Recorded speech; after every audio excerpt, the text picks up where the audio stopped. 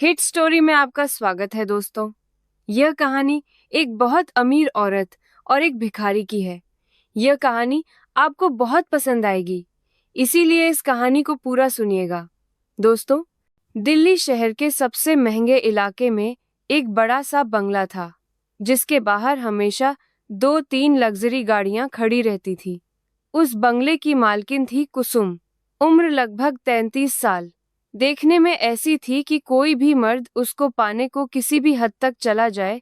उसका रंग दूध से भी ज्यादा गोरा था। लंबे घने बाल जो कमर से भी नीचे लहराते थे। काया ऐसी कि मानो किसी ने बड़े फुर्सत से तराशा हो। लोगों की नींदें उड़ा देती थी। कुसुम को पता था कि लोग उसे देख के क्या सोचते हैं, पर वो मुस्कुराकर टाल देती थी। पर सच यह था कि बाहर से जितनी चमक दमक थी, अंदर उतनी ही खाली थी कुसुम। उसका पति रमेश एक बड़ा बिजनेसमैन था। दिन में 10 मिनट भी घर पर नहीं रुकता था। रात को आता तो सीधा अपने कमरे में चला जाता। बात करने की फुर्सत नहीं। प्यार स्पर्श वो जो एक शादीशुदा औरत को चाहिए, वो सब सालों से गायब था। कुसुम ने कई बार पास जाने की कोशिश की, पर हर बार रमेश ने कहा, सुमन, बिजनेस में टाइम ही नहीं है। तुम्हें मैं पैसा दे रहा हूं ना, फिर क्या कमी है? पर कमी थी, बहुत बड़ी कमी थी, जिसे वो किसी को बता नहीं सकती थी। एक दोपहर की बात है। कुसुम घर पर अकेली थी। वो फ्रेश होने के बाद हल्का सा गाउन पहने, बाल खोले, नीचे हॉल में आई। दरवाजे पर घंटी बजी। उसने सोचा शायद उसका पति होगा। उसने बिना कुछ सोचे दरवाजा खोला। बाहर खड़ा था एक भिखारी। गंदे फटे कपड़े मगर कद लंबा था और चेहरा साफ सुथरा। उम्र 29 के आसपास। उसने हाथ जोड़े और धीरे से कहा, मैडम जी दो रोटी मिल जाए तो मेहरबानी होगी। 3 दिन से कुछ नहीं खाया। कुसुम ने उसे ऊपर से नीचे तक देखा। उसकी आवाज में कुछ था जो उसने सालों में नहीं सुना था। विनम्रता। वो मुड़ी कुछ लेने के लिए। तभी फर्श पर पानी का पोछा लगा हुआ था। उसका पैर फिसला और वह सीधा भिखारी की तरफ गिर पड़ी। भिखारी ने तुरंत हाथ बढ़ाए और उसे दोनों बाहों में थाम लिया। कुसुम का पूरा वजन उसके ऊपर आ गया था। उसका गाउन ऊपर तक सरक गया था। पैर हवा में लटक रहे थे। भिखारी ने उसे सहारा दिया और धीरे से जमीन पर खड़ा किया। कुसुम का दायां पैर मुड़ गया था। तेज दर्द हुआ। वो चीख बुराई पड़ी। सुमन ने कहा, आ मेरा पैर। भिखारी ने उसे फिर से सहारा दिया और बिना कुछ बोले उसे हॉल के सोफे तक लिटाया। काफी सालों बाद कुसुम किसी मर्द के इतने करीब थी। उसने फौरन अपना गंदा सा मफलर उतारा और सुमन के पैर पर लपेटने लगा। उसने बहुत धीरे धीरे मालिश शुरू की। उंगलियां इतनी नरम थी कि कुसुम को लगा कोई प्रोफेशनल कर रहा हो। उसका हाथ कुसुम के पैर पर था। बहुत सालों बाद कुसुम को किसी मर्द का हाथ महसूस हो रहा था। वो कुछ सोचने लगी। वो भिखारी को बड़े ध्यान से देख रही थी। तभी भिखारी ने कहा, मैडम जी मोच आ गई है। ज्यादा नहीं, पर आपको अभी आराम चाहिए। आप हिलना मत, मैं अभी ठीक करता हूँ। वो दबा रहा था, पर इतने प्यार से कि कुसुम की आंखें बंद हो गईं। सालों बाद किसी ने उसका इतना ख्याल रखा था। वो देखती रही उस भिखारी को। उसका चेहरा पास था। सांसें महसूस हो रही थी। कुछ देर बाद दर्द कम हो गया। कुसुम का दिल थोड़ा तेज धड़क रहा था भिखारी के सुनने की वजह से। फिर सोन ने कहा, तुम्हारा नाम क्या है? भिखारी ने मुस्कुरा कर कहा, लोग मुझे कुछ भी बुला लेते हैं, मगर माँ ने नाम रखा था बबलू। कुसुम ने कहा, बबलू, तुम यह सब कैसे कर लेते हो? इतनी अच्छी मालिश? बबलू ने कहा, पहले एक हड्डी वैद्य के यहाँ काम करता था। जोर ठीक करना सीख गया था। फिर हालात ऐसे बने कि सड़क पर आ गया। सुमन ने उसे ध्यान से देखा। उसकी आंखों में कोई चमक नहीं थी जो आम भिखारी की होती है, लालच की। वो बस शांत था। कहा, तुम रोटी मांगने आए थे ना? चलो मेरे साथ किचन में। वो लंगड़ाती हुई चली। बबलू ने फिर सहारा दिया। किचन में उसने फ्रिज खोला और भर पेट खाना निकाला। बबलू ने बड़ी तमीज से खाया। कुसुम सामने बैठी उसे देखती रही। कुसुम खुद इतनी सुंदर थी कि कोई भी मर्द उसे दिल दे बैठे, लेकिन आज कुसुम खुद किसी को इतने ध्यान से देख रही थी। शायद उसका पति उसे इतना टाइम नहीं दे पाता था। अगर दे पाता तो वह किसी और मर्द को इतने ध्यान से नहीं देखती। फिर उसने सोचा, क्यों ना मैं इसको यहाँ अपने घर में रख लूं और इससे अपने सभी काम भी करवा लिया करूंगी और इसका भी फायदा हो जाएगा। फिर खाना खत्म लगा होने पर बबलू ने हाथ जोड़े और जाने को हुआ। कुसुम ने कहा, रुक, आज से तुम यहीं रहोगे, मेरे यहाँ काम करोगे, रहना, खाना, कपाट डे सब मिलेगा और तनख्वाह भी। बबलू चौंका। उसने कहा, मैडम जी, मैं भिखारी हूँ, आपके इतने बड़े घर में कैसे रहूंगा? सुमन ने कहा, मुझे भिखारी नहीं इंसान चाहिए था। तुमने आज मुझे जो दिया वो कोई नहीं दे सका। बस एक शर्त है, मेरे सामने कभी खुद को भिखारी मत कहना। बबलू ने सिर झुका लिया। फिर उस दिन से बबलू उस बंगले में रहने लगा। पहले तो बाहर वाले कमरे में, फिर सुमन ने उसे अंदर का कमरा दे दिया, नए कपड़े दिए। वह बगीचे का काम करता, गाड़ी धोता, कभी कभी किचन में हाथ बटाता, पर सबसे ज्यादा वक्त कुसुम के साथ बिताता। सुमन को जब भी कोई छोटी मोटी तकलीफ होती, सर दर्द, कमर में खिंचाव, वो बिना बुलाए पहुंच जाता और मालिश कर देता। एक दिन सुमन को किसी फंक्शन में जाना था। रास्ता 6 घंटे का था। जब वह वापस आई तो रात के 11:00 बजे थे। कुसुम अपने कमरे में अकेली लेटी हुई थी। बबलू दरवाजे पर आया और दरवाजा खड़काया। बबलू ने कहा, मैडम, आज आपने पूरा दिन गाड़ी चलाई है, पैरों में दर्द तो नहीं? कुसुम ने मुस्कुराया और कहा, हाँ, आजा अंदर। वो अंदर आया। कुसुम बिस्तर पर लेट गई। बबलू उसके पैरों की मालिश करने लगा। कभी कभी घुटनों तक हाथ चला जाता।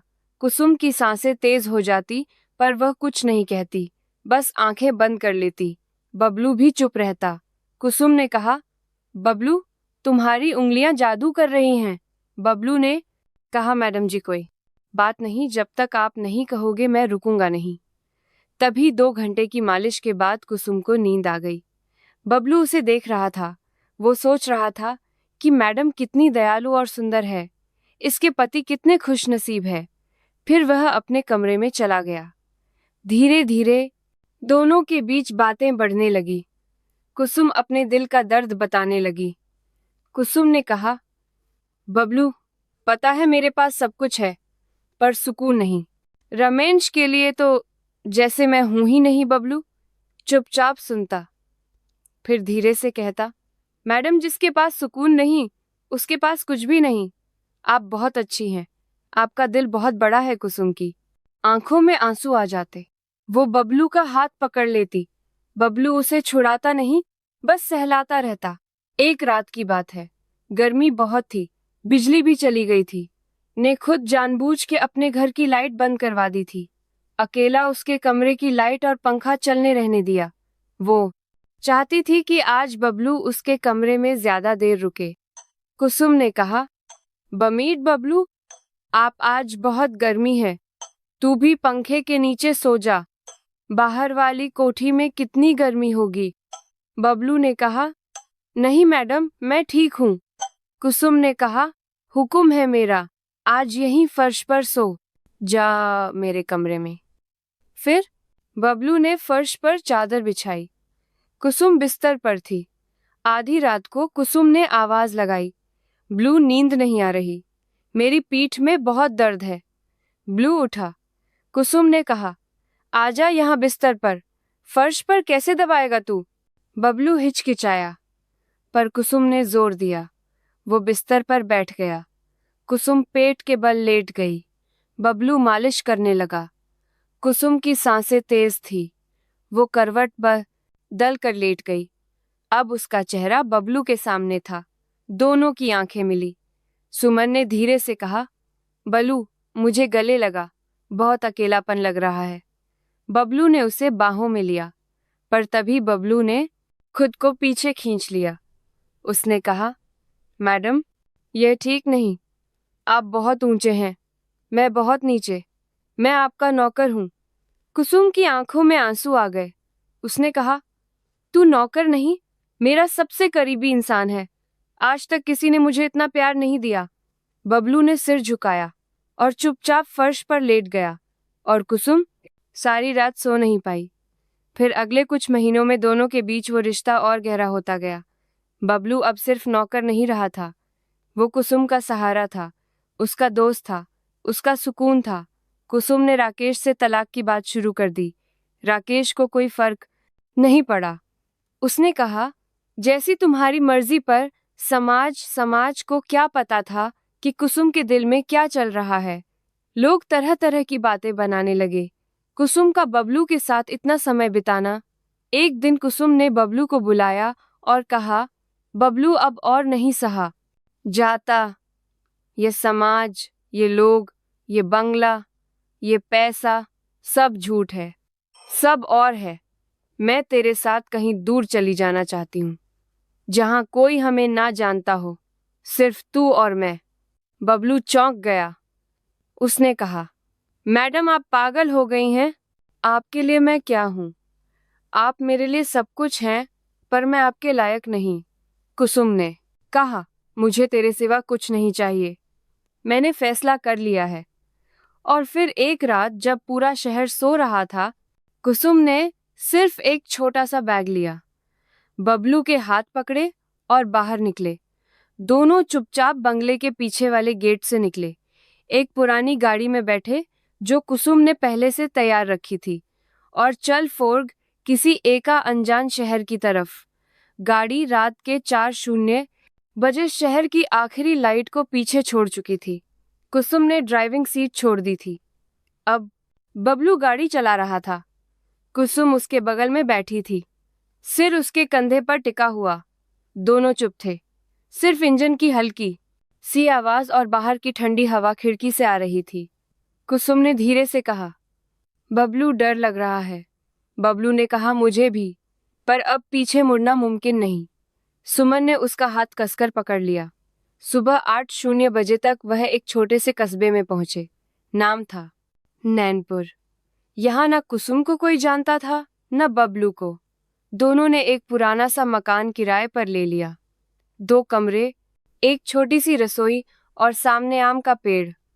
मकान मालकिन एक विधवा बुजुर्ग थी, जिन्होंने बिना कुछ पूछे चाबी दे दी। पहले हफ्ते दोनों ने कुछ नहीं किया, बस एक दूसरे को देखते रहे।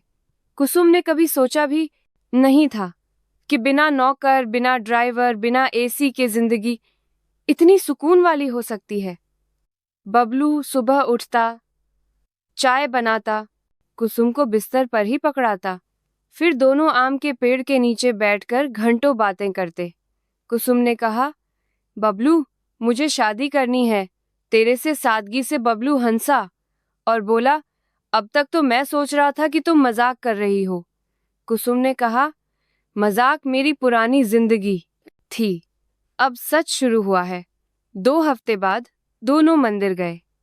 सुमन ने सादी लाल साड़ी पहनी थी, बिना कोई जेवर। बबलू ने धोती कुर्ता पंडित जी को सिर्फ 100 दिए, और मंत्र हुए। मंगलसूत्र बबलू ने खुद बनवाया था चांदी का, पर कुसुम के गले में पड़ते ही वह दुनिया का सबसे कीमती लगा। शादी के बाद कुसुम ने अपना नाम बदल लिया। अब वह सिर्फ कुसुम बबलू थी। उसने अपना सारा पैसा, बंगला, गाड़ियां, सब कुछ अपने वकील को दे दिया था कि जरूरतमंदों में बांट दे। सिर्फ एक बैंक अकाउंट बचाया था, जिसमें कुछ लाख थे, ताकि जिंदगी शुरू करने लायक हो। बबलू ने नैनपुर के ही एक स्कूल में मास्टरी का काम ढूंढ लिया। वो बच्चों को पढ़ाता था और हड्डी जोड़ की दवा भी बनाता था। लोग दूर दूर से उसके पास आने लगे। कुसुम घर संभालती, खाना बनाती और शाम को मंदिर के बाहर चाय की छोटी सी दुकान खोल लेती। लोग उसे चाय वाली भौजी कहने लगे। धीरे धीरे उनका छोटा सा घर हंसी खुशी से भर गया। कुसुम को पता चला कि वह माँ बनने